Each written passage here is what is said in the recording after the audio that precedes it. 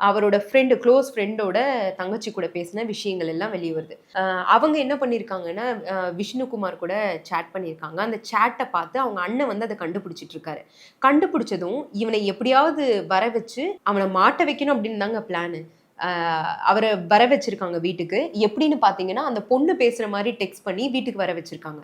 வீட்டுக்கு வர வச்சுட்டு, அங்க வந்து விஷ்ணுவ புடிச்சிருக்காங்க. விஷ்ணுவும் வந்து அந்த பொண்ணு தான் கூப்ட்டாங்க அப்படின்னு வந்திருக்காரு.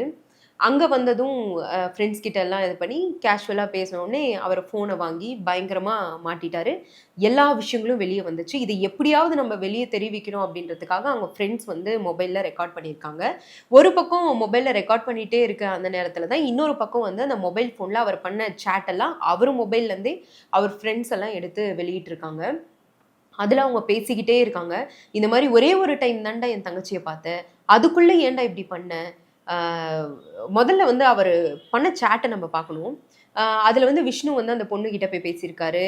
"உன் ஃபோட்டோவ பார்த்து எனக்கு ரொம்ப ஆசையா இருக்கு. உன் லிப்ஸ் இப்படி இருக்கு." அப்படி இப்படின்னு நெறைய விஷயங்கள் பேசுறாரு. அதுக்கப்புறம் கடைசில தங்கச்சி அப்படின்றாரு. அ அடுத்த நாள் என்ன பண்றாரு, "சாரி நான் தங்கச்சின்னு சொல்லியிருக்க கூடாது. உன்னை எனக்கு தங்கச்சியா பார்க்க முடியல." அப்படின்னும் மெசேஜ் பண்ணியிருக்காரு. அந்த விஷயங்கள்லாம் அவருடைய ஃப்ரெண்டு சொல்றாரு. "எப்படிடா உன்னால இப்படி முடியுது? ஒரு தங்கச்சி கிட்ட நீ இப்படிதான் பேசுவியா?" அப்படின்லாம் கேட்கிறாரு.